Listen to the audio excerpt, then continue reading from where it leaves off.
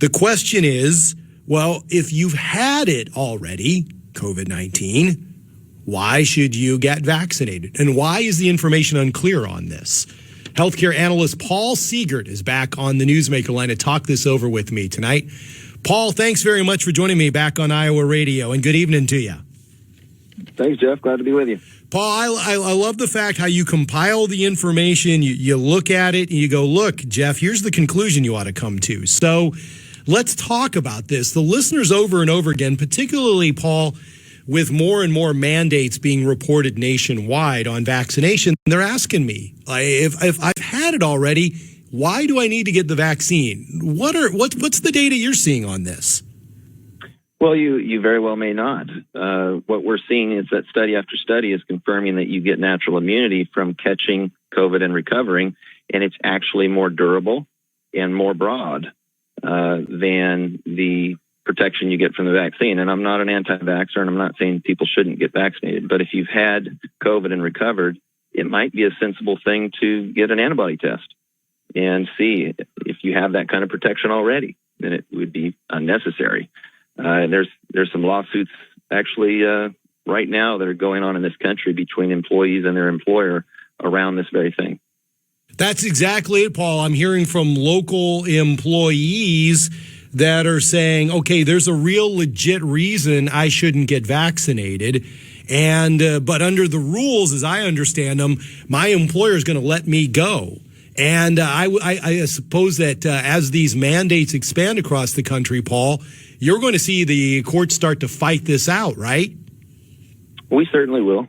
Although there's pretty good, I think, consensus amongst labor law attorneys, HR attorneys, that an employer can mandate the vaccine. And most of them, when we look down into the mandates, they're saying you have to get vaccinated or submit to testing at a certain frequency and wear a mask for the rest of your life or that kind of thing. So I think really what they're trying to do is make it so inconvenient not to get vaccinated that you choose to get vaccinated. Some will leave their employer. It's interesting to see which industries are going down this road, because a lot of healthcare employers won't, because they have such a high percentage of employees who have chosen not to, that there is real legitimate fear on the part of the employer that they wouldn't be able to staff the facility. Fill the spots. Right. So I'm looking at this filing, Paul, by this law professor at George Mason University, and he's saying exactly what you're saying, that his employer, a state institution, George Mason University, is requiring COVID vaccines. I've had it already. Even if my employer recognized, okay, you don't have to get the vaccine, I've got to wear a mask. I got to remain socially distanced from faculty and students. I got to submit to weekly testing. So it's very interesting, Paul, because when I talk to lawyers about this, they're telling me that the courts are going to come down in favor of vaccine mandates as long as you have options. And what you're saying to me is, yeah, you have options, but they'll probably make you miserable. Is that what you're seeing? I think that's their strategy. Yeah, it's really an interesting case. I mean, you've got this law school that will say you're good to go even if you were to get some of the vaccines that we don't even use in this country. Like the one that was one of the ones that was manufactured in China, as an example, or the J&J vaccine, which provides less protection, significantly less protection than those who've got COVID and recovered. And this particular law professor who's suing, he's had multiple antibody tests that show he has strong protection.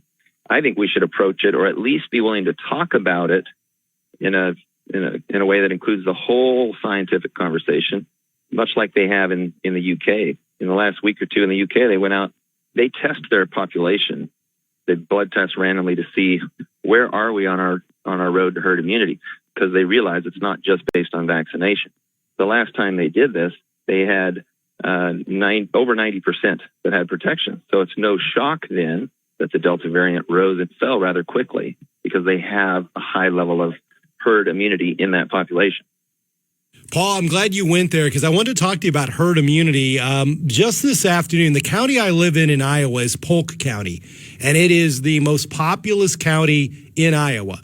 And they put on social media an update on the vaccination efforts in Polk County. And I found these numbers really interesting. I wanted to share them with you because you talk so openly about achieving herd immunity.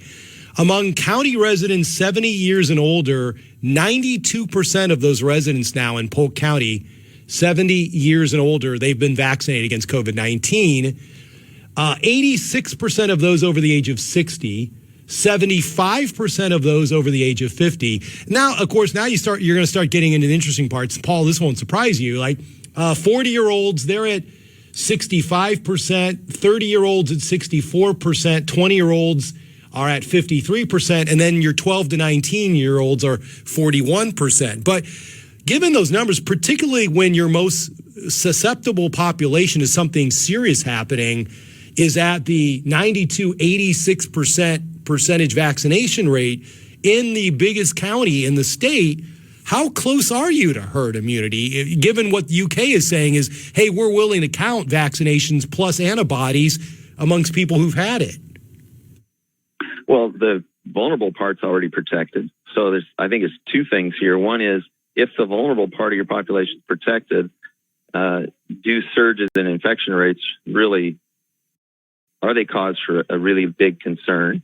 And they are certainly not as big, they shouldn't be compared to what we're seeing in the mainstream media. And the herd immunity answer we could get fairly easily. Go out and do some random testing, see what percentage of the population has antibodies. I predict we'll see a fairly quick rise and fall of this Delta variant here and others that come along because according to the CDC's own published research, they have estimated that as many as 8 times more people have had COVID and recovered and therefore would have some natural protection as opposed to the numbers of confirmed cases or as compared to the numbers of confirmed cases, which are in the mid 30 million now. And you're right, Paul. I'm not like anti-vax. I have been vaccinated. If my friends were to talk to me about what I think people should get vaccinated. So just to make that clear where I'm sitting. But I am interested, Paul, in the fact that the UK seems to be doing what you described is they're trying to figure out herd immunity. And so they're going to test who's got antibodies, who's getting vaccinated. And we're not in this country. And my thought is because people are worried that folks won't get vaccinated if we really start telling them realistically where we're at. Do you suspect that? Yeah, I think it's more about influencing behavior. That's one of the problems we've had through this whole experience. Originally, say the guidance on the fact that masks weren't necessary, I think was really because we didn't want to run on masks. We needed to have them for the healthcare professionals. So we've created a track record that has eroded trust in giving guidance based on a desired outcome and not necessarily with total transparency of the facts and the science and the data that are behind it. So that's the bottom line. And Paul, I'm with you on this. What is the long-term damage that we've done to these healthcare experts that the national media keeps parading out in front of us when we know that they have been presenting information in a way that's supposed to manipulate behavior rather than talk like you and I are talking about, where we're like, look, let's talk about the whole story and give everybody all the information. There's really been some long-term damage, don't you think? Certainly from a credibility and trustworthiness standpoint. I mean, there's a large percentage of people that do not trust what they're hearing. I think we've increased the vaccine hesitancy, not decreased it, which is really incredible when you think about it. And I hope we can learn from that. Right. I mean, everyone has a smartphone. They can look up these things pretty quickly. There was an Emory study university last week. You could look it up very easily. And there was a study also in the last week or so of this new Gamma variant. And there was an outbreak in French Guiana or somewhere. And all of the folks that got infected were vaccinated. The folks who had natural immunity were not weren't infected and didn't develop serious illness because they had a broader protection from the natural immunity that they had gotten. Now, that's not to say don't get vaccinated, but it's true, and we should include it in the conversation. Absolutely. We're not going to be prevented from reaching herd immunity because 20% of people choose not to get vaccinated. That's it, Paul. I mean, it's just treating people like adults instead of just saying, well, we only have to say certain things because we're worried that people will do the wrong thing. And that's been a theme of the show for quite a while now. Healthcare analyst Paul Seegert, he always brings all the details of the table. It's why I enjoy very much talking to him regularly. Paul, thanks very much for joining me today.